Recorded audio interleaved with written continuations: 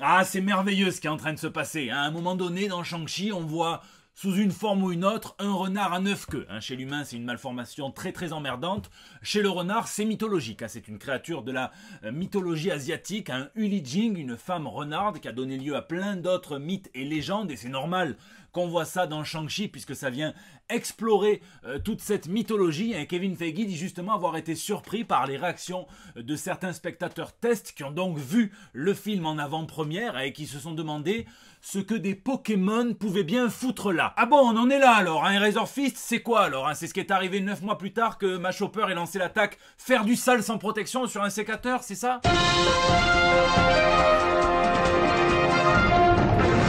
Bon, ceci dit, c'est à ça que l'on reconnaît la puissance d'une franchise quand elle finit par ravaler et totalement digérer des légendes dont elle s'est elle-même inspirée. Ça fait réfléchir. Ici, votre fidèle commis des comics, vous êtes dans l'émission qui fait le tour de l'actu de l'industrie du comic book et de tous ses dérivés, c'est le 313e JT Comics. J'ai eu très peur puisqu'il y a un site qui s'est amusé à modéliser des personnages de la pop culture avec l'âge qu'ils auraient vraiment. Mario et Luigi auraient eu 65 ans, la vieillerie fripée et puis sous les tuyaux ça pendouille un petit peu. CJ de GTA aurait eu 53 ans, Lara Croft 46 ans, et là où j'ai eu peur, c'est que s'ils avaient fait ça avec Tante May, ça aurait donné ça, et mon petit cœur il n'aurait pas pu le supporter. Bon, évidemment, on pense à Bebel, on pense à Michael K. Williams, et sans plus attendre, on passe aux news de la semaine.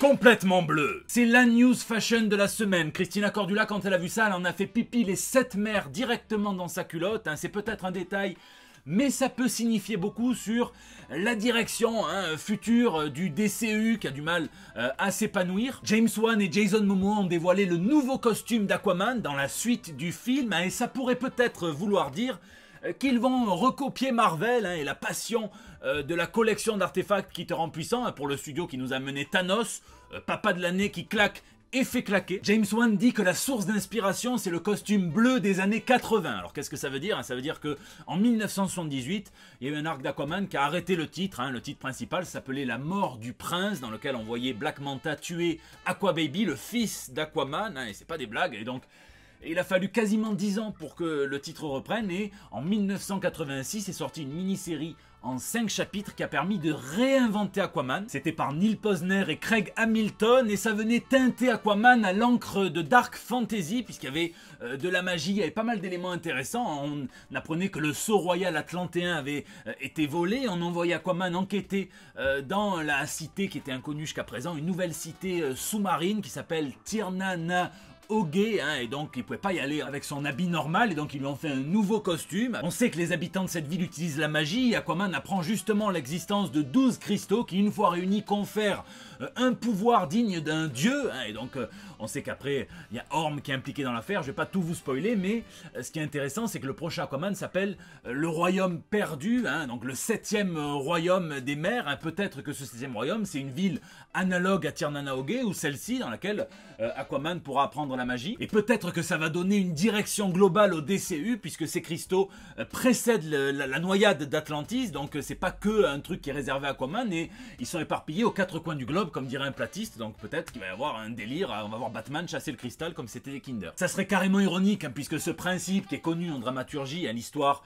dite de la quête, donc on réunit des objets et ça te permet d'avoir une puissance monstrueuse, et bien dans les comics pour ce coup là c'est DC qui l'a sorti en premier, puisque il est sorti ce récit et quasiment 5 ans plus tard Marvel et Jim Starlin sortaient la quête de Thanos. En tout cas ça avait permis au personnage de retrouver une série mensuelle après évidemment un petit reboot, et donc on était revenu un petit peu aux bases, notamment sur le costume, et ce qui est marrant c'est que ça avait introduit beaucoup plus de dark fantasy, un Aquaman un petit peu moins rigolo, et de la mythologie, et c'est ce sur quoi s'était appuyé Peter David qui a révolutionné Hulk pour réécrire le personnage en mode mi-Chabal, mi-Captain Crochet, celui dont on s'est quand même beaucoup moins moqué que le petit chevaucheur de dauphin. Next Gen. Et dans l'actu ciné, place aux jeunes, et je la kiffe déjà. Iman Vellani, c'est celle qui a été choisie pour incarner Miss Marvel dans le MCU, et elle a sorti un petit court-métrage sur sa chaîne Vimeo qui a été réalisé par ses soins, dans lequel elle célèbre le MCU. Elle a juste mis en légende Robert Downey Jr. Si tu vois ça, I love you. Donc en gros, elle commence avec sa morning routine, on la voit se réveiller sous un poster d'Iron Man, on la voit enfiler des chaussettes Miss Marvel, taper sur un ordinateur sur lequel il y a un sticker Iron Man, et puis on la voit lire des comics aussi, hein, et pas n'importe lesquels, hein, la guerre Chris Krulls, hein, le récit des Vengeurs de Sal Buscema, Neil Adams, c'est scénarisé par Roy Thomas, rien que ça la petite, hein, c'est pas mal. Et ça finit sur du stop motion où elle anime une figurine de Miss Marvel et une figurine d'Iron Man qui dansent, hein, et c'est très marrant, c'est en mode un petit peu ancien film, avec sans parole en tout cas. Le tout sur du Billy Joel en plus, donc elle a vraiment tout pour plaire, et vu l'énergie qu'elle dégage, hein, on avait eu des petites polémiques à son casting quand il a dit oui mais elle a rien fait, c'est normal, elle est toute jeune, elle sort à peine de l'école de théâtre. Mais là, vu ce qu'on voit, eh bien, je pense que les pros du casting de chez Marvel ne se sont pas trompés. Et puis on continue avec la prochaine génération et la Warner qui a annoncé un futur film d'animation qui s'intitulera Merry Little Batman, dans lequel on verra Damian Wayne, 6 ans, tout seul dans le manoir Wayne. Hein. Alors, bon, Bruce Wayne, papa de l'année, mais on sait même pas où est Alfred, peut-être qu'il a pris une RTT. En tout cas, le gosse, il va devoir se transformer en Batman, hein, pour protéger le manoir chez lui et la ville entière de Gotham de vilains qui veulent carrément détruire Noël. Ça fait penser évidemment à Maman, j'ai raté l'avion, et j'espère qu'ils sortiront une version pour adultes, une version dans laquelle on verra le vrai Damian Wayne des comics, hein, celui qui s'amusait à faire perdre le crime, hein, en lui faisant perdre la tête. Shang-Li. J'ai vu Shang-Chi, j'ai passé un bon moment, j'ai pas regretté mes 20 € d'IMAX. Et ce que j'ai bien aimé, c'est que c'est un petit peu comme une soirée échangiste ou un événement de networking en entreprise. Parfois, c'est d'ailleurs la même chose, hein, c'est que ça crée du lien. C'est pas fait de façon superficielle comme on a parfois pu le voir, notamment dans les séries Marvel Netflix. Hein, et là, ça rappelle justement quand on pouvait lire un certain comics des années 60-70, quand on voyait apparaître un personnage d'une autre série le temps d'une case ou deux, on sentait qu'il y avait une intrigue commune, un fond commun. Et c'était agréable, c'est marrant. Alors attention, je vais spoiler quelques easter eggs de Shang-Chi ainsi qu'un personnage important, hein, mais je vous laisse le temps de cliquer sur la prochaine news dans la barre de défilement, c'est sur Oblivion Song, vous allez voir, hein, en vous mettant une petite citation du co-créateur de Watchmen, Alan Moore. Treat writing as if it was a god.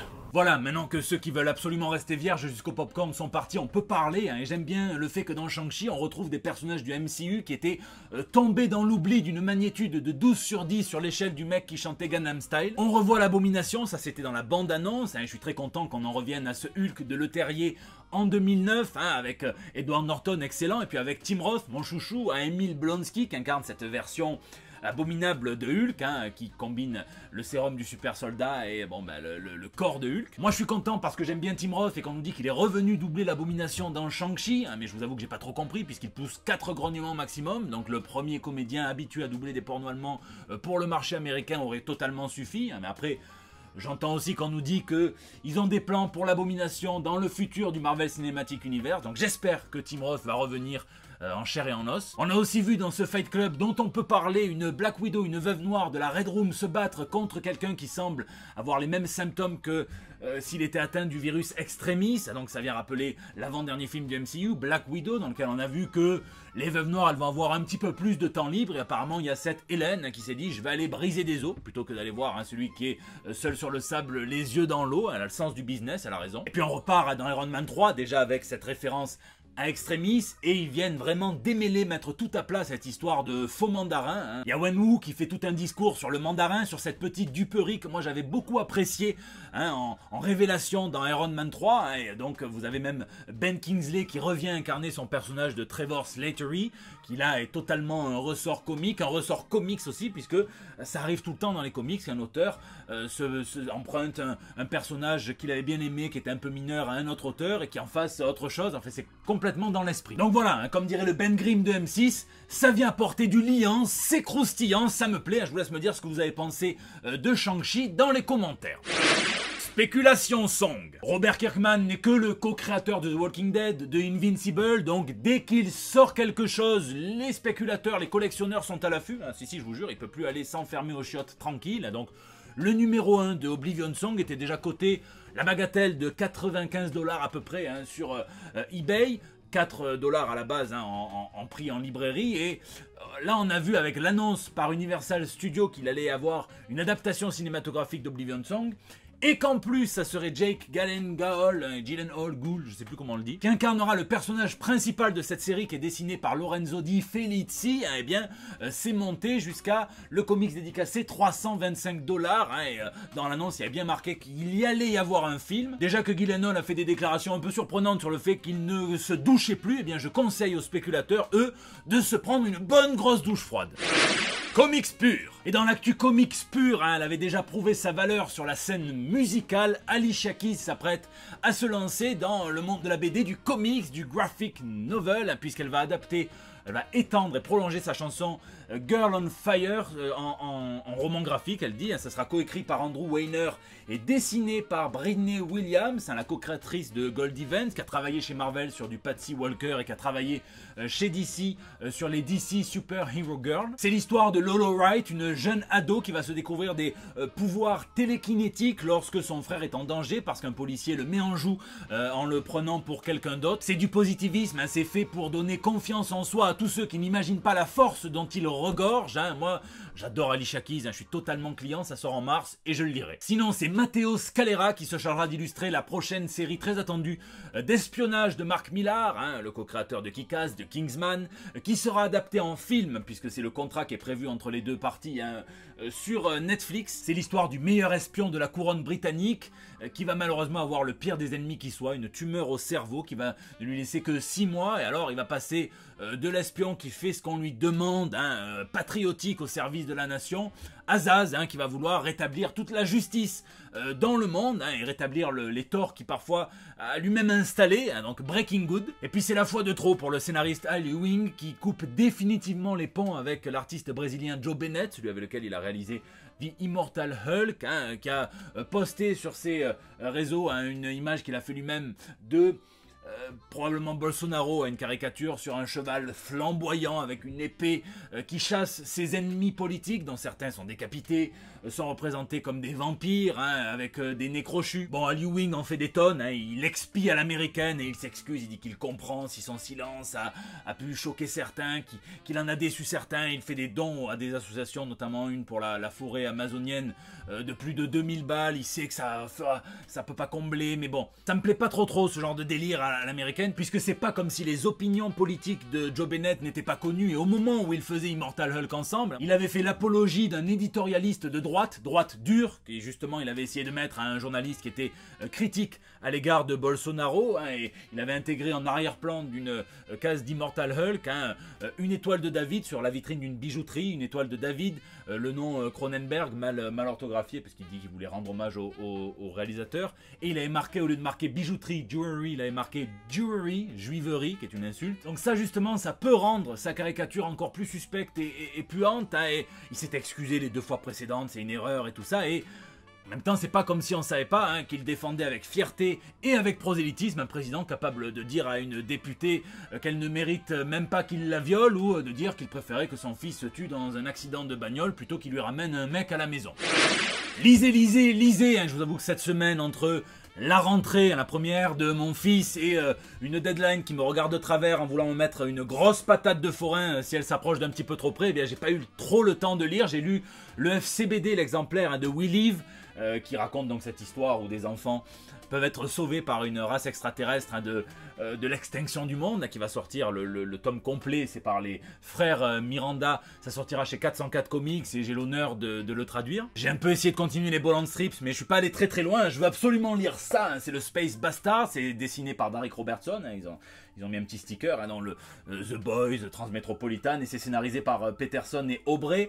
Ça raconte l'histoire d'espèces de livreurs qui se livrent à une guerre justement dans l'espace, et donc ça a l'air complètement déjanté. Je le sens bien, c'est chez les humanoïdes associés en français, ça vient de sortir. Je vous laisse me dire ce que vous lisez ou geekez dans les commentaires, puisque c'est la fin de ce JT Comics. Merci d'être aussi nombreux à le suivre, merci pour vos pouces bleus, pour vos partages sur Facebook, vos tweets, vos retweets, vos incorporations dans les stories Instagram. N'hésitez pas à réagir dans les commentaires sur YouTube où j'essaie de répondre à chacun d'entre vous. Sur les réseaux sociaux aussi, c'est là que vous me laissez vos petits messages pour El Bando del Pueblo, votre espace de liberté depuis plus de 6 ans maintenant. Bon courage à tous ceux qui reprennent reprennent. Je vous fais des bisous et je vous donne rendez-vous la semaine prochaine pour des nouvelles toutes fraîches. Ah oui, non mais allons-y, hein, l'artiste Jim Chung illustre des timbres pour la poste anglaise avec Batman, Robin, Alfred, Catwoman. Putain, mais faites des prints avec ça et mettez plutôt la gueule d'Hitler ou des hémorroïdes sur les timbres, histoire que j'ai vraiment envie de les envoyer, de m'en séparer. C'est fou ça.